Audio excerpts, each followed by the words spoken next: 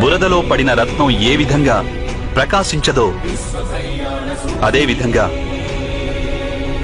ప్రకృతిలోని 24 పదార్థాల నుండి వేరైన ఆత్మ అది ఒక పరమాత్మ అంశే అనే సత్యాన్ని విస్మరిస్తుంది.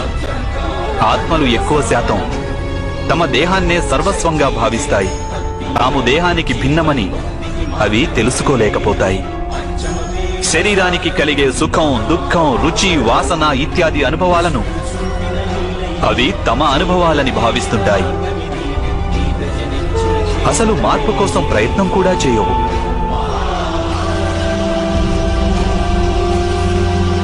ఇలా మార్పు కోసం ప్రయత్నం కూడా చేయని ఆత్మలు నిరంతరం అధర్మం చేస్తూనే ఉంటాయి. వాటిని జాగృతం చేసేందుకు దండన విధించడం అనివార్యం.